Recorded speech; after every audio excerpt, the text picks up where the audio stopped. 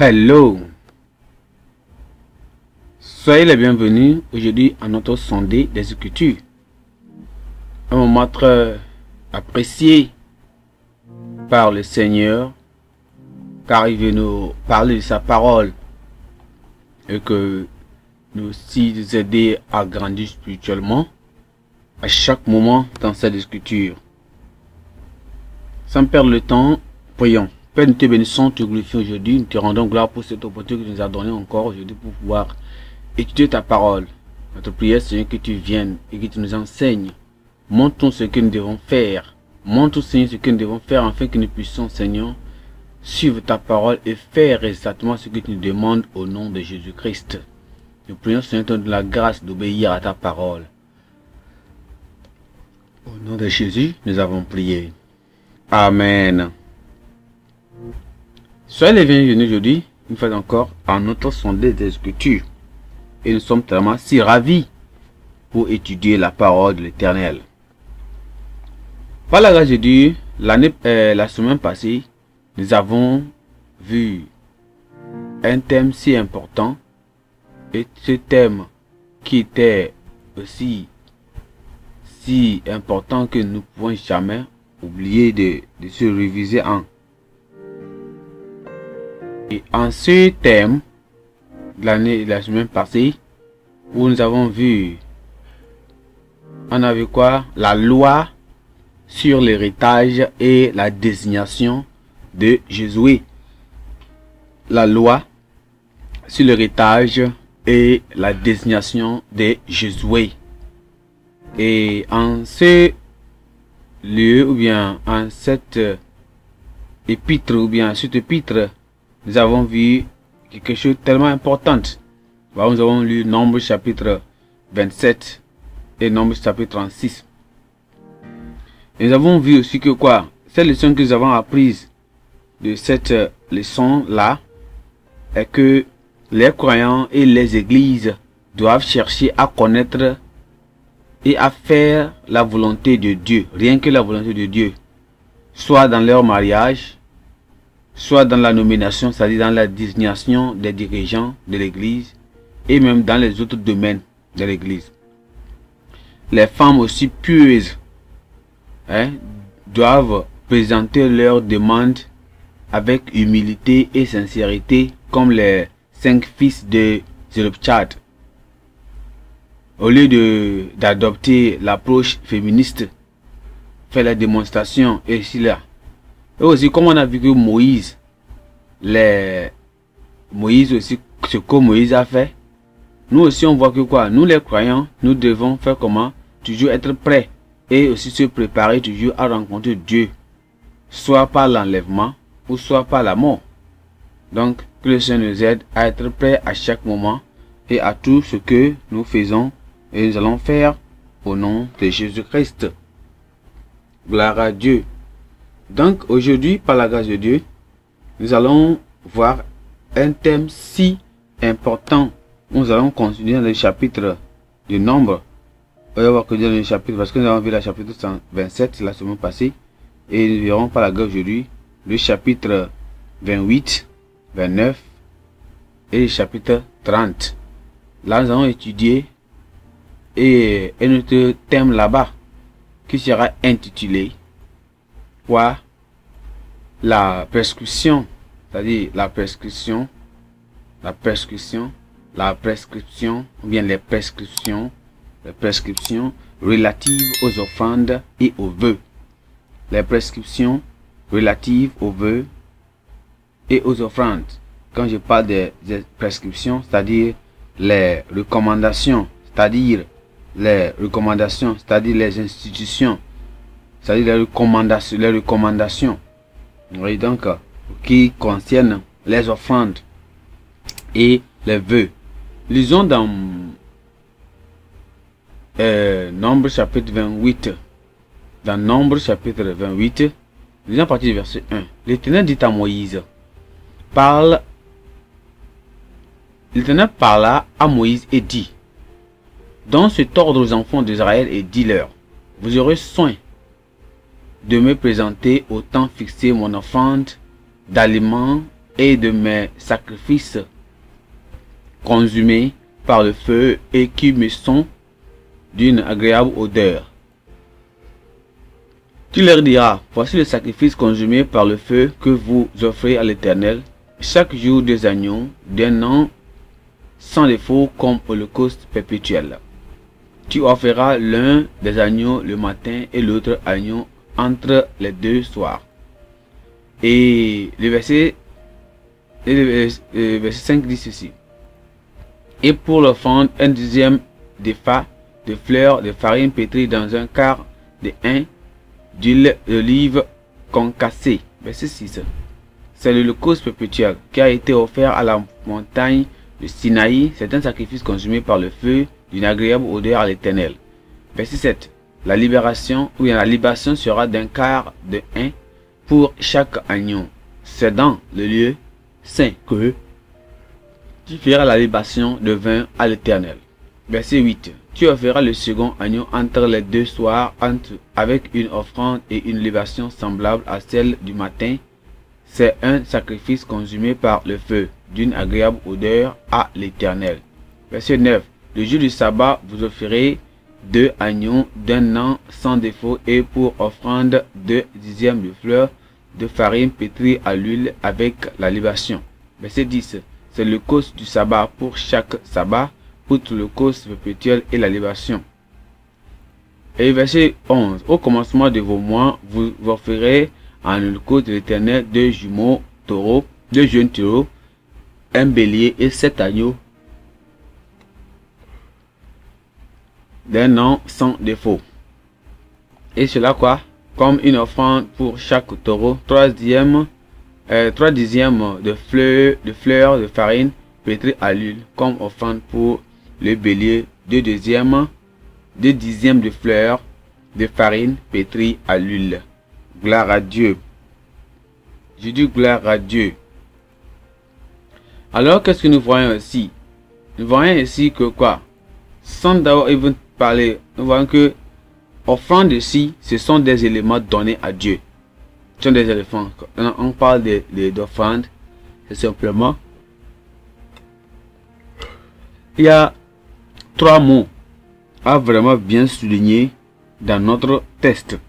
Ici, dans notre titre. Vraiment, on voit quoi? Offrande, les offrandes, ce sont des éléments donnés à Dieu en dehors de l'obligation de la dîme. C'est-à-dire de la offrande normale. Et le sacrifice, c'est quoi? Le sacrifice, c'est seulement quoi? C'est l'effusion du sang d'un animal pour l'expiation du péché. C'est ça. Et ceci nous approche de Dieu. Bien de Dieu. Maintenant, un vœu, c'est une promesse que l'on fait à Dieu d'un plus grand bien. C'est une promesse que l'on fait à Dieu d'un plus grand bien. Alors, lorsque nous regardons le verset, chapitre 28 de Nombre, le chapitre 28 de Nombre, on voit quelque chose de tellement important là-bas. Ce que nous voyons, c'est que quoi? On voit premièrement, à partir du verset Nombre chapitre 28 jusqu'au chapitre 28, verset 1 à 8, on voit premièrement, Dieu commence à parler de quoi? De l'offrande perpétuelle. L'offrande perpétuelle. Donc chaque matin et chaque soir, un agneau devait être sacrifié. Et deuxièmement, on voit qu'à partir du verset 9 à 10, on voit les sacrifices du sabbat. Les sacrifices du sabbat en ce moment-là. Et là-bas, il devait faire comment? 2 agneaux supplémentaires à chaque jour du sabbat régulier. Et maintenant, lorsque nous regardons, on a aussi ce qu'on appelle les offrandes mensuelles. On a aussi les offrandes mensuelles. Et les offrandes mensuelles, c'est à partir du verset 11 à 15. Qui devait se faire, cette offrande était offerte à la nouvelle lune de chaque mois, selon le calendrier juif. Selon le calendrier juif. À partir de quel mois? À partir du premier mois, le premier mois, selon le calendrier juif, est Nissan. Nissan, c'est-à-dire à partir du verset du mois de mars et avril. Entre mars et avril. Et deuxième mois, Iyar. Iyar, entre avril et mai. Troisième mois, Sivan, entre mai et juin. Quatrième mois, entre Tammuz, juin et juillet. Et nous avons le cinquième mois, Juif, qui est Av. Cinquième mois, Juif, Av. Donc, qui est actuellement, comme nous, on peut considérer ça comme juillet, entre juillet et août. Un intervalle. Donc, sixième mois, c'était Elul. Elul, entre août, le mois d'août et le mois de septembre. Et maintenant, on voit le septième mois qui est Tishri. Et Tishri entre le mois de septembre et octobre. Huitième mois entre Mar Heshvan, entre octobre, novembre, et Kislev, entre novembre et décembre, ça qui est le neuvième mois. Dixième mois, c'est Tevet, ou bien TV. TV qui est entre le mois de décembre et janvier. Dans le 11e mois du calendrier juif est Shevat, ou bien Sheva. Le Shevat, c'est entre le mois janvier et le mois février. Le mois janvier et le mois février. Et le 12e mois, c'est le mois Adar. C'est le mois Adar 1 et Adar 2. Donc quand on parle Adar 1 et Adar 2, ce sont les mois de lunaire. Le mois lunaire. Donc là où bien on a le 29 jours. Là on va compter ça, quelque chose de Adar. Donc, nous avons Adar 1 et Adar 2. Et c'est entre le mois février et le mois mars. Le mois février et le mois mars. Alors, en regardant aussi une affirmation des mêmes sacrifices spécifiques dans le nombre de... Là, on a fini maintenant le livre de quoi? D'Exode chapitre, chapitre 29. Souvenez-vous, Dieu avait donné les lois des sacrifices. Les sacrifices que les enfants d'Israël devaient faire. Dans le livre d'Exode chapitre 29. Et ça qui est en train d'être répété ici. Donc, dans le chapitre... Au nombre chapitre 28, à partir du verset 16, on voit les sacrifices de la Pâque. Les sacrifices de la Pâque. Et regardez, quand je parle des sacrifices de la Pâque, ce sont les sacrifices, ils sont sous les sacrifices mensuels. Donc, sous les sacrifices mensuels, ou bien sous les offrandes mensuelles, premièrement, nous avons les sacrifices de la Pâque. À partir du verset chapitre 28 jusqu'à verset 16. Donc, par coïncidence, le mois Nissan, ça tombe sur le 14 Nissan, c'est-à-dire entre le 14 mars avril. Jour de la Pâque n'était pas un jour férié sans travail. N'était pas un jour comment? Jour sans travail. Et nous avons aussi maintenant qu'on appelle sacrifice des pains sans levain. Sacrifice des pains sans levain. Sacrifice des pains sans levain, c'est à partir du verset 17 à 25. Et en continuant ainsi, on voit qu'à partir de la fête des pains sans levain, c'était seulement célébré pendant les 7 jours qui suivent quoi? La Pâque. Parce que la Pâque sera célébrée entre le 14 Nissan. Le 14 Nissan, c'est entre 14 mars, avril. Ouais, non?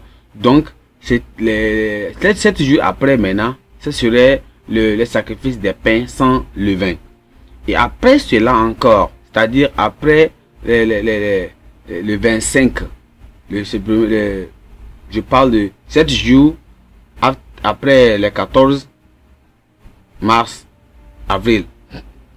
On aura 7 jours après et ce sera le sacrifice des pains sans levain. Et maintenant, offrande de la fête des moissons, c'est-à-dire on appelle ça Pentecôte. La fête de Pentecôte, fête pentecostale. Dans ce sujet, on a vu ça de le Nombre chapitre 28, 26 à 31. Là, on voit la fête est également appelée jour des prémices. Les jours des prémices. Les jours des prémices. Vous connaissez ce qu'on appelle prémices already. Donc, célébrant la fin de la route de l'orge et était également connu sous le nom de Pentecôte. C'est le jour de quoi? De Pentecôte. Alors, revenons encore à quelque chose. Quand nous prenons le chapitre 29 de Nombre, parce que nous considérons les 3 chapitres, chapitre 28, 29 et 30. Lorsque nous considérons le chapitre 29, on voit premièrement le premier sacrifice. Et souvenez-vous que ce sacrifice dans le chapitre 29 est toujours sous quoi? Les sacrifices mensuels, c'est-à-dire par mois. Donc, le troisième sacrifice sous le sacrifice mensuel, c'est le sacrifice de la fête des trompettes. Sacrifice de la fête des trompettes. Ça, c'est le chapitre 29, verset 1 à 6. Donc, elle est tellement célébrée le premier jour du 7e mois. le premier jour du 7e mois du calendrier comment juif. Il était célébré. Donc, et ce mois-là, c'était le mois Tishri. Tishri, comme je viens de vous montrer ça. Le mois Tishri, je vous ai montré ça ici déjà. Je vous ai montré ça dans le mois Tishri ici. Je vous ai montré ça ici. Donc, c'était le mois, le 7e mois ici. Et c'est ça le 7e mois qui a été célébré comme ça. Et vous savez, je vous ai montré ça ici. C'est ça qui est ici. 7e mois. C'est ça ici, le 7e mois. Tishri. Alors, le mois Tishri a été, 7e mois qui sera maintenant inauguré en cette manière. Maintenant, lorsque nous revenons en ce qui sera entre septembre et octobre, suivant maintenant, sous la 5e, bien la 5e offrande, ou bien le 5e sacrifice, c'est le sacrifice du jour des expiations. Donc ça serait dans Nombre chapitre 29, 7 à 11. Donc elle était célébrée le 10e jour du 7e mois, c'est-à-dire du mois Tishri. Le mois comment? Tishri. C'était un jour sans travail, c'est-à-dire qu'un jour férié. Voyons. Alors en suivant, on voit les jours, les sacrifices de la fête des tentes. Le sacrifice de la fête des tentes. Là aussi c'est Nombre chapitre 29, à partir du verset 12 à 40. Donc c'était un jour férié, célébré le 15e jour du 7e mois. Et quand je parle aujourd'hui, quand vous écoutez toujours, on dit le 7e mois du calendrier juif, ça dit que le mois Tishri. Le mois Tishri, c'était septembre-octobre. Le mois septembre-octobre. Voyez non? Donc, nous revenons un peu dans notre test. On voit que quoi? Lorsque nous regardons tout ce que le Seigneur a fait, nous voyons que quoi? Dans le chapitre précédent, Dieu a donné à Moïse des instructions sur la demande d'héritage par les filles de Tselophchad et la désignation de Josué comme son successeur. Ce qui s'est passé dans le chapitre précédent. On a vu comment Moïse a précédé, ou bien comment les enfants de Adam est venu demander, et aussi ce qui s'est passé, et Moïse a demandé à Dieu de choisir quelqu'un pour le remplacer après sa mort, et aussi tout le travail qui a été Dieu a choisi comment Jésus pour qu'il soit chef devant le, et aussi la oint devant le peuple. La directive divine à Moïse dans la présente étude concerne quoi? L'adoration et le service. C'est ce que nous appelons aujourd'hui ici l'adoration et le service. L'adoration et le service. Dieu veut que quoi? En train de parler comment il peut aujourd'hui nous enseigner quoi? Comment nous devons l'adorer. L'adorer, l'adoration et le service. De quelle manière nous devons adorer le Seigneur? Comment nous devons l'adorer? Comment nous devons l'adorer? Donc, nous voyons ici comment, de quelle manière pouvons-nous adorer le Seigneur? Comment nous pouvons adorer le Seigneur? Donc, les directives divines adressées à Moïse dans notre étude actuelle aujourd'hui, que nous sommes en train de parler aujourd'hui ici, parce que la Bible dit quoi? L'Éternel parla à Moïse et dit. Donc, il dit, ces directives, bien ces prescriptions, ces recommandations, ces instructions divines adressées à Moïse ici, étaient l'étude actuelle. C'est vraiment l'étude actuelle aujourd'hui. Et ça porte sur l'adoration et le sacrifice, le service. Donc, il a ordonné à Moïse d'ordonner aux enfants d'Israël de lui être dévoués en lui présentant leur offrande et leur sacrifice au moment opportun. Donc la capacité d'entendre Dieu avant de parler à son peuple vraiment distingue les dirigeants spirituels des dirigeants charnels. Lorsque un enfant de Dieu, un leader veut parler au peuple de Dieu, c'est bien que ce leader-là entende la voix de Dieu, entend ce que Dieu veut que il communique à son peuple. Il doit entendre la voix de Dieu, il doit écouter la parole de Dieu, il doit entendre la voix de Dieu afin de pouvoir indiquer ce que le peuple doit faire.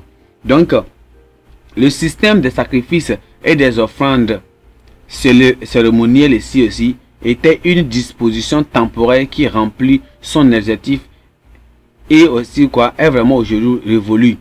Tant que durant ces offrandes, il soulignait le grand sacrifice de Jésus-Christ et ses bienfaits universels pour l'humanité. Christ viendra, va mourir, il va faire cela, il va faire une sacrifice ou bien une offrande pour une fois pour toutes. Et c'est ça que on espérait, que Christ viendra et va faire cela, il va le faire comme il le veut. Et en ce terme-là, nous voyons qu'est-ce que nous pouvons dire. Donc, quelle institution de base les croyants, alors, quelle institution de base les croyants aujourd'hui peuvent-ils apprendre de l'étude des offrandes de l'Ancien Testament? Quelle instruction nous devons? Quelle instruction de base? Quelle instruction de base les croyants aujourd'hui peuvent-ils apprendre de l'étude des offrandes de l'Ancien Testament? Donc, c'est tellement facile. Qu'est-ce que nous devons apprendre de ceci? Quelles leçons nous devons apprendre? Donc, on apprend que quoi? Premièrement, on apprend les prescriptions concernant les offrandes contiennent quoi? Les principes intemporels. Et ces principes intemporels sont premièrement, je parlerai de trois choses. Premièrement, Dieu a la prérogative de prescrire comment l'homme doit l'adorer. Dieu a le droit de choisir comment l'homme doit l'adorer. Dieu aussi mérite et exige quoi? Le culte de ses créatures, en particulier les personnes qu'il a rachetées pour lui-même, pour son œuvre. Donc, il exige que les gens le servent selon comment il le veut. Parce qu'il les a créés pourquoi? Pour le louer, pour l'adorer. Et troisièmement, la prescription montre qu'il y a un prix que quoi? Les croyants doivent payer pour une adoration et un service sincère et glorifiant Dieu. Gloire à Dieu. Et c'est ça qui est opportun ici. Ça qui est vraiment important. Et nous devons le savoir. Sans ça, ça ne peut pas aller. Regardons 3 points ici dans cette étude. Premier point, on parlera de quoi? L'ordre à Israël sur les offrandes régulières et les obligations. Deuxième point, la prescription, ou bien les prescriptions relatives aux offrandes et leur signification. Qu'est-ce que Dieu a donné? Premièrement, quel était l'ordre que Dieu a donné concernant les offrandes régulières et les obligations? Deuxièmement, on voit quoi? Quelles sont ces prescriptions? Et quelles étaient les prescriptions? Quelles étaient les ordonnances qu'il a données concernant les offrandes? Et quelles sont leurs significations? Et deuxièmement, le caractère sacré et les lois des vœux. Les lois des vœux. Alors, premier point rapidement, c'est l'ordre à Israël sur les offrandes régulières et obligatoires. Lorsque nous regardons un peu ce que le Seigneur en a fait ici, on voit lorsque nous regardons, lisons même notre texte, Nombre chapitre 28, le verset 1 et 2. L'Éternel parla à Moïse et dit: donne cet ordre aux enfants d'Israël et dis-leur, vous aurez soin de me présenter au temps fixé mon offrande, l'aliment de mes sacrifices consumés par le feu et qui me sont d'une agréable odeur. Vous voyez ici, non? Donc, on voit vraiment ici que quoi? Dieu a ordonné à Moïse d'ordonner aux enfants d'Israël. Dieu a prescrit à Moïse, il a recommandé, il a demandé à Moïse d'ordonner aux enfants d'Israël de célébrer les fêtes solennelles et les offrandes qui leur avaient été données plus tôt. Ils n'ont qu'à faire comment? Ils n'ont qu'à célébrer. Ils n'ont qu'à faire quelque chose comme souvenir. Il a dit à Moïse qu'il n'a qu'à faire ça pour comme souvenir de ces bienfaits que le Seigneur lui-même avait donné. Le Seigneur lui-même avait fait comment? Donné. Alors, pourquoi est-il nécessaire de répéter les lois des sacrifices aux enfants d'Israël? Souvenez-vous que les lois que Moïse va entendre les donner ici dans Nombre chapitre 28 ici, à partir du verset 1 ici, ces lois-là ont été déjà données dans Exode. Déjà, cette loi a été déjà donnée en Exode. Pourquoi le Seigneur Dieu a voulu répéter ces choses-là? Donc c'était seulement simplement. Cette charge renouvelée visait à prévenir la tendance à oublier les vérités essentielles. Pourquoi? D'autant plus que la génération plus âgée qui avait reçu la loi au mont Sinaï était mort dans le désert. Donc, tout cette était morte. Donc, à l'exception de la Pâque, les enfants d'Israël n'offraient pas les sacrifices lors de leur pèlerinage ou bien leur pérégrination dans le désert, ce qui aurait donné à la nouvelle génération l'occasion d'apprendre à les accomplir, selon Amos chapitre 5, le verset 25. Donc, puis les sacrifices ont été omis par les cultes pendant longtemps. Il est devenu nécessaire que Dieu les répète afin qu'ils soient réservés lors des alites antérieures en Canaan. Ce que je veux dire, c'est quoi? C'est que l'ancienne, les lois sur les sacrifices, les offrandes, les vœux que le Seigneur avait donné dans le livre de Exode au mont Sinaï. Souvenez-vous que cette génération, à ce moment-là, nul d'entre eux est entré, ou en termes que nous sommes en hébreu, en Nombre chapitre 27 et 28, et nous sommes en train de parler, et les enfants d'Israël veulent entrer dans la terre promise. Rien parmi eux continue d'être vivant parmi eux, à l'exception de Hod, de Caleb et de Josué. C'est seulement les deux qui toujours vivent. Donc prenons de Moïse, d'Aaron et les autres, tous ceux qui étaient en ce moment-là, tous sont morts déjà. Il ne reste que quoi? Moïse, et il ne reste que Moïse va aussi bientôt mourir, mais il va seulement que quoi? Josué et Caleb et les autres personnes qui étaient petits en ce moment-là. Donc ces personnes-là, la tendance d'oublier, parce que quand le Seigneur donnait ses ordres sur le sacrifice, ces personnes-là peut-être étaient des petits. Donc le Seigneur a voulu comment les rappeler, les faire souvenir, les rappeler. Donc de là, nous apprenons l'importance d'enseigner à nos jeunes, à enseigner nos enfants. C'est important que, si on apprend la leçon, de faire quoi? De répéter, d'enseigner nos enfants les vérités fondamentales de notre foi et de notre vie pratique de dévotion et de l'indépendance absolue à l'égard de Dieu, afin qu'ils puissent les respecter et les propager. On enseigne les enfants dès qu'ils sont des petits à marcher sur la parole de Dieu, écouter la parole de Dieu, obéir la parole de Dieu. Lorsqu'ils deviennent grands, ils ne vont pas s'en détourner. Gloire à Dieu. Donc c'est ça qui est important. Donc quelle devait être notre attitude vis-à-vis des instructions de Dieu? Comment? Lorsque nous écoutons la parole de Dieu, qu'est-ce que nous devons faire? La Bible nous dit quoi? C'est seulement d'obéir. Lorsque nous écoutons la parole de Dieu, ce que nous devons faire, c'est d'obéir. C'est tout. C'est d'obéir. C'est d'obéir. Lorsque nous obéissons, il n'y a aucune autre chose qui est demandée encore. Seulement d'obéir à Dieu. Point numéro 2. Les prescriptions relatives aux offrandes et leur signification. Donc, je parle de quoi? Les institutions. Je parle des instructions. Je parle des recommandations relatives concernant les offrandes et les significations. Quelles a été les recommandations? Quelles étaient les choses que le Seigneur avait données concernant les fêtes ici? Donc, on voit que pour le moment, on voit la Pâque qui sera célébrée entre le 14e jour du premier mois, c'est-à-dire le mois Nissan. Et cela fait, quelle était l'importance?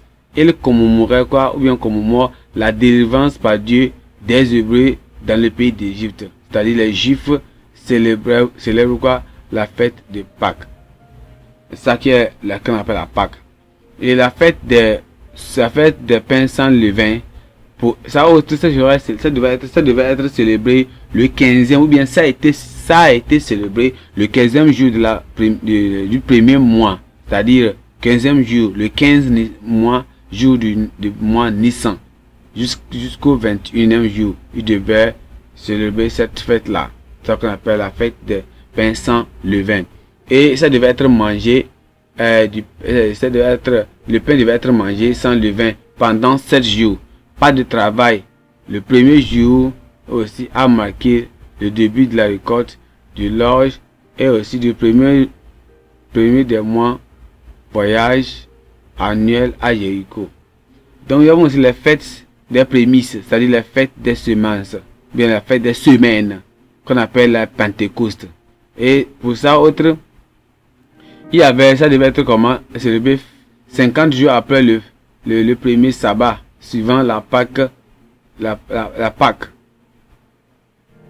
Donc, tu joues un dimanche, c'est-à-dire, ça veut que tu joues la Pâque, c'est un dimanche toujours. Donc, a marqué quoi? Cela a marqué quoi? La fin de la récolte du blé et du début de l'été.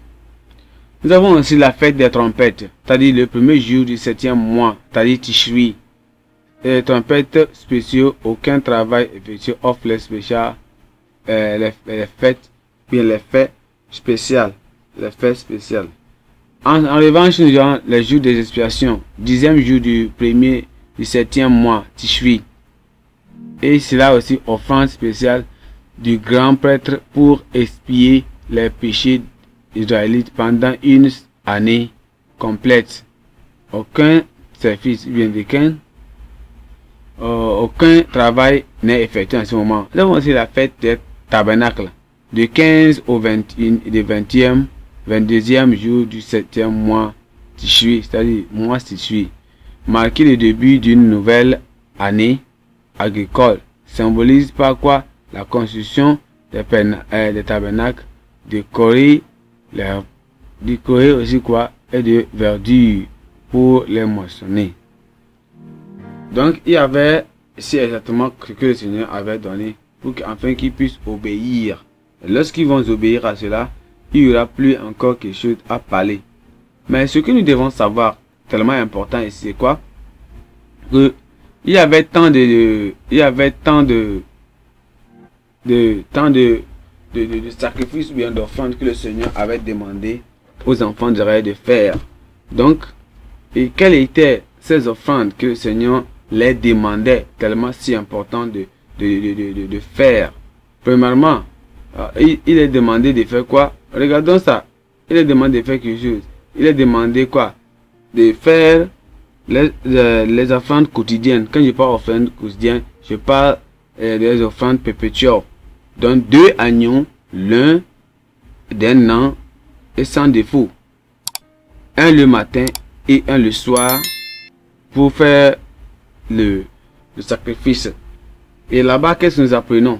S'il devait prendre un pour faire le matin, 2 et 1 encore pour le soir, nous apprenons que quoi? Ça nous apprend que Dieu attend de que quoi? Tous les croyants, qu'ils soient en communion quotidienne avec lui, par le biais d'une adoration personnelle constante et même de la prière, de l'étude et de la méditation sur la parole de Dieu, telle que la pratique notre Seigneur. Nous devons toujours prier. On peut, comme il faisait ça, ce sacrifice le matin et le soir, c'est-à-dire qu'on doit aussi garder cette communion avec le Seigneur en tout ce que nous faisons chaque moment, soit dans la prière, la méditation, écouter la parole de Dieu, prière, ça. Deuxièmement, on voit les offrandes hebdomadaires par du jour du sabbat, c'est-à-dire les offrandes du jour du sabbat, les offrandes sabbatiques. Donc 2 agneaux et l'un sans défaut, le double de l'offrande quotidienne accompagnait le tueur. Donc cela aussi devait aussi donner ces offrandes. Seulement ces offrandes-là montrent que quoi? Il devait offrir le double des offrandes quotidiennes chaque sabbat. Qu'est-ce que cela nous donne? Cela nous montre que cela nous apprend que cela ne peut que nous donner quoi?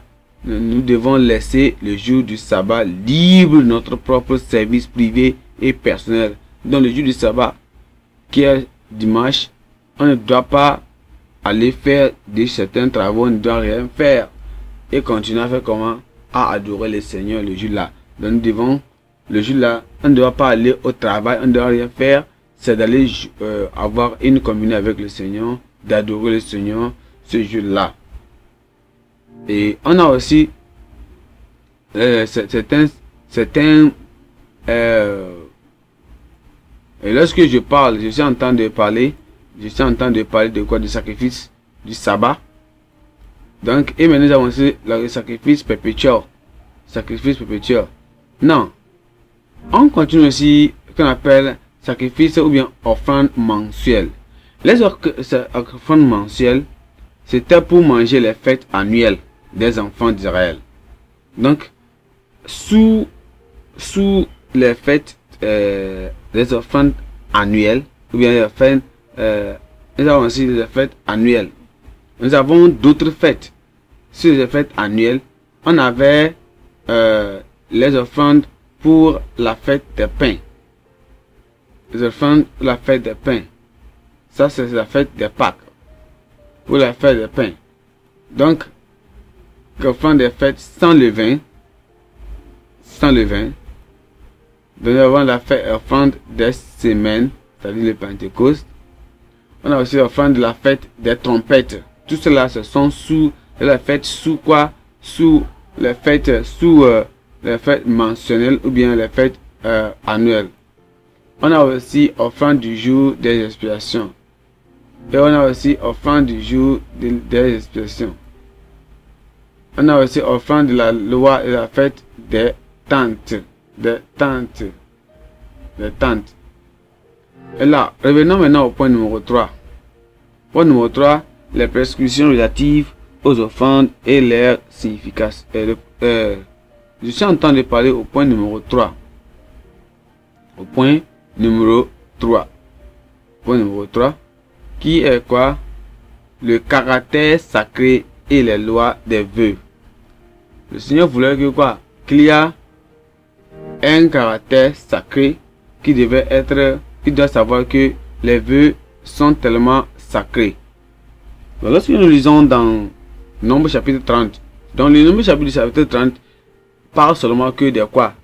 Des vœux. Il ne fait que parler des vœux. Et lorsque nous parlons d'un vœu, c'est quoi un vœu? Regardons ça, c'est quoi un vœu? Un vœu est une promesse solennelle faite à Dieu pour enfin d'accomplir ou bien de s'abstenir d'accomplir une certaine chose. Vous voyez cela, non? Donc, un vœu est une promesse, comme je viens de le dire. Donc, que quelqu'un va faire. Ben, dans notre texte d'aujourd'hui, Dieu affirme le caractère sacré des vœux, mais fournissait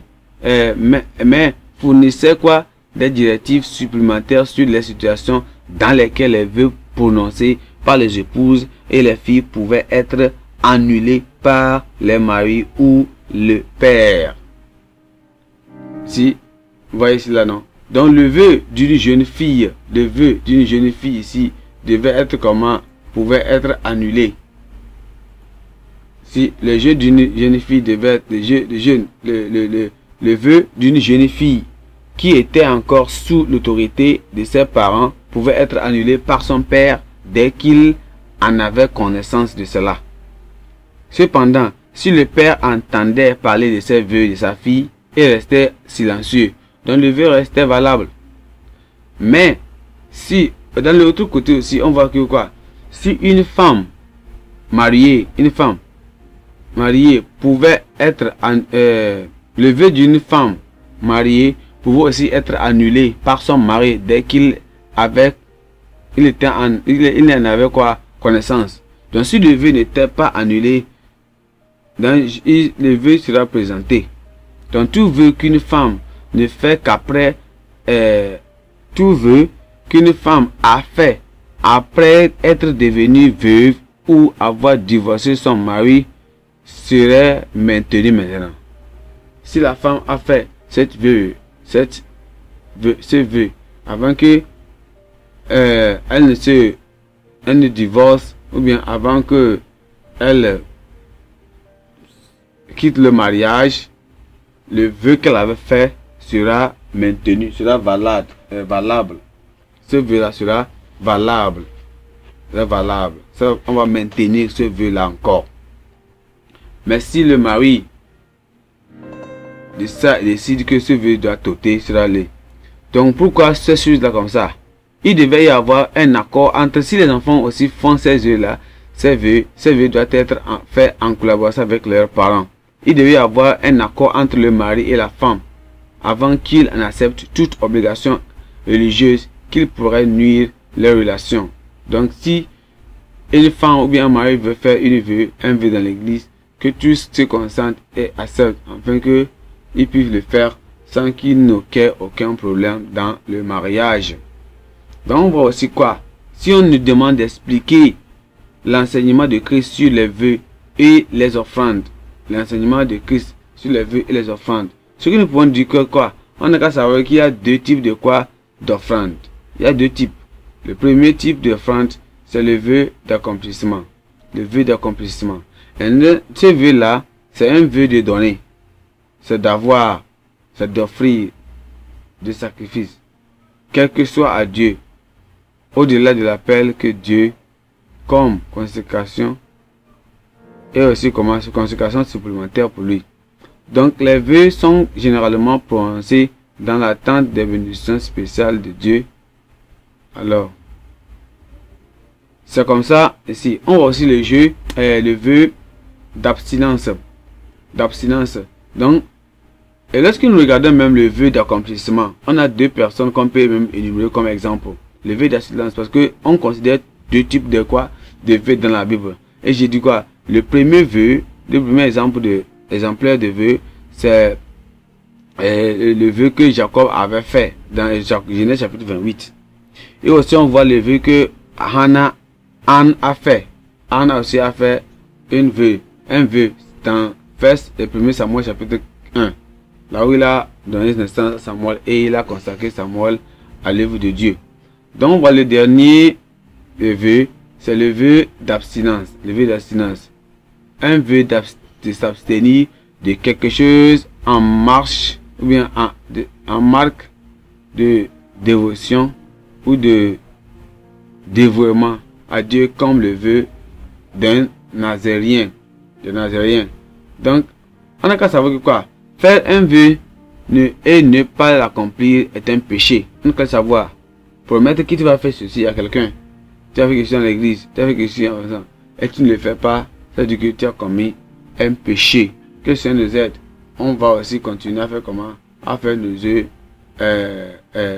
avec l'entente, avec la sûreté que nous allons l'accomplir. Le Seigneur nous a parlé concernant les vœux, concernant la signification de ces vœux qu'il faisait. Et c'est que le Seigneur vous va venir et nous serons des gens qui vont être obéissants et faisant l'œuvre de Dieu éternellement. Et nous allons essayer qu'on va obéir à la volonté de Dieu, quelles que soient les persécutions. Nous allons continuer aussi à obéir à la parole de Dieu, à tout ce qu'il nous demande, surtout dans sa parole. Gloire à Dieu. Que le Seigneur vous bénisse. Prions. Père, nous te bénissons, te glorifions encore pour ce message. Nous prions que Seigneur, tu écris ce message dans nos cœurs. Donne la grâce, Seigneur, d'obéir à ta parole. Donne la grâce, Seigneur, de marcher selon ta parole. De marcher selon ta parole. Et laisse-nous donner notre cœur à toi, notre dévotion, notre esprit, notre âme, tout à toi. Et elle se plaît avec que, Seigneur, tu puisses nous bénir. Qu'à la fin, Seigneur, nous allons te louer et te glorifier parce que nous savons que tu nous adores.